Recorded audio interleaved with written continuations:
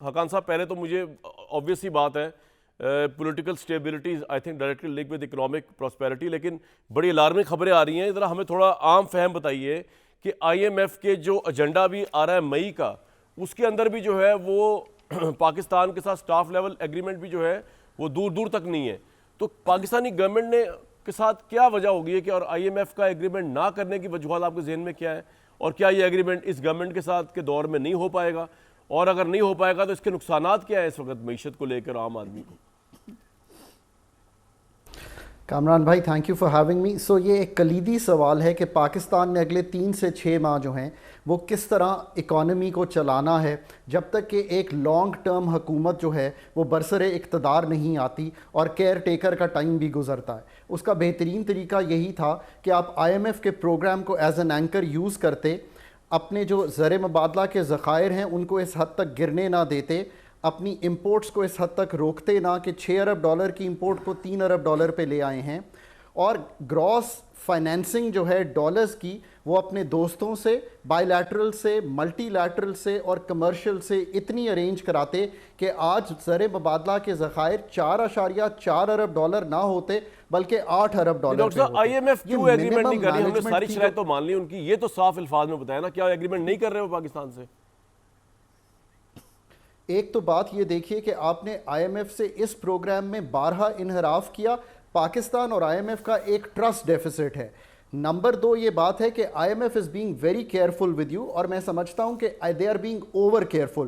وہ یہ سمجھتے ہیں کہ آپ اگر اپنی ڈالر فائنینسنگ جو اس وقت گیپ ہے آئی ایم ایف اور ہمارے درمیان، وہ میرے خیال میں 1 سے 2 ارب ڈالر کے درمیان ہے، اور وہ اگر آپ پورا نہیں کر پاتے تو ان کا یہ خیال ہے کہ آپ کے پاس اتنے ذخائر نہیں ہوں گے کہ آپ کمفرٹیبلی 30 جون دیکھ سکیں، اور آئی ایم ایف کے پروگرام میں رہتے ہوئے خدا نہ خواستہ اگر ایسا ہوتا ہے تو وہ ان کے لیے بڑا انکمفرٹیبل ہو جائے گا.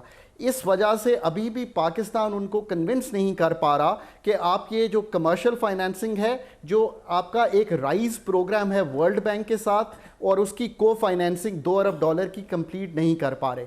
میرا یہ خیال ہے کہ I M F should be a little lenient here. I think کہ Pakistan as a country, the government which is in place، انہوں نے جو کر سکتے تھے وہ کر دیا. ڈاکٹر صاحب یہ بتائیں کہ اگر آئی ایم ایف سے قسط نہیں ملتی، آئی ایم ایف کے ساتھ ایگریمنٹ نہیں ہوتا تو ہمارے انٹرنیشنل بین الاقوامی اداروں کی جو کمٹمنٹس ہیں وہ پیسہ بھی نہیں آئے گا، اور جو دوست ممالک پیسہ دے رہے ہیں پہلے یس اور نو بتائیں وہ بھی نہیں ہمارے پاس آئیں گے، یہ بات طے ہے؟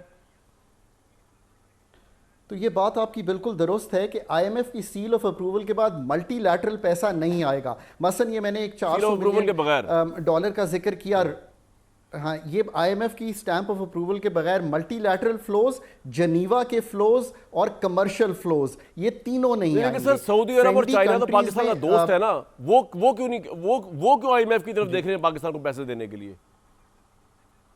سو میں اس طرف آتا ہوں. چائنا نے کچھ ری فائنینس کر دیا ہے. انفارچونیٹلی سعودی عربیہ نے یہ کہا ہے کہ آئی ایم ایف کے پروگرام میں رہنا یہ پروف کرتا ہے کہ آپ ریفارم کر رہے ہیں. انہوں نے یہاں تک کہا ہے، اور میں نے یہ بات خود سنی ہے بیکاز ہاں وہ یہ کہہ رہے ہیں کہ ہم اب ایسے ایزی بجٹری سپورٹ ملکوں کو نہیں دینا چاہتے، ہم چاہتے ہیں کہ وہ ریفارم پاتھ پر ہوں. انہوں نے یہاں تک کہا ان کے وزیر خزانہ نے کہ ہم خود ٹیکس کر رہے ہیں، آپ بھی کیجئے. So that is where we clearly stand. تو ڈاکٹر صاحب ایک بات اور بتا دیجیے سے پہلے میں بریک لوں کہ اس کا مطلب یہ ہوا کہ اگر پاکستان کا آئی ایم ایف سے ایگریمنٹ نہیں ہوتا تو کیا پاکستان اس قابل ہے یہ گورنمنٹ، یا پاکستان اس وقت بجٹ دے سکے آپ کو؟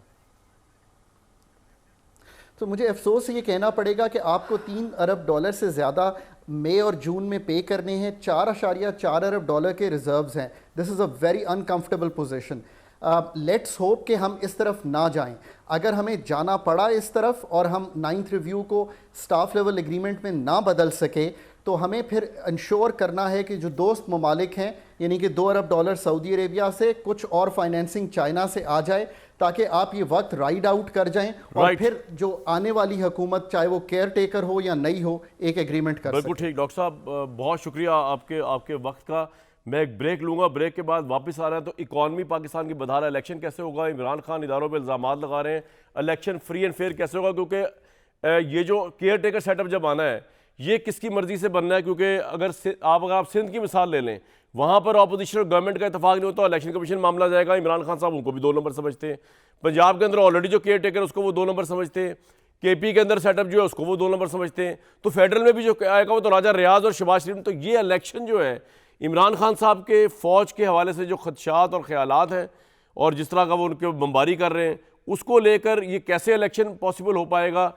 الیکشن کمیشن کے اوپر جو اعتراضات ہیں, جو پوری اسٹیبلشمنٹ پہ, کس طرح یہ ایک لیول پلے فیلڈ ہوگی تمام لوگوں کے لیے, خاص طور پہ عمران خان کس طرح یہ الیکشن مان جائیں گے جب ان کے نزدیک اس حد تک کام بگڑ چکا ہے کہ ان کے قتل کی کہیں بیٹھ کے سازش ہو رہی ہے جس کا ان کو پتہ نہیں ہے, ایویڈنس وہ شاید دے سکے ہمیں. اور آئی ایس پی آر کو دوبارہ کہوں گا میرے بھائی یہ ٹویٹس دینا چھوڑ دیں, کورٹ میں جائیں اور بلائیں جس سے آپ پہ الزام لگائے آپ کے جرنیلوں پہ, اور اس کو کہیں ایویڈنس پرووائڈ کریں.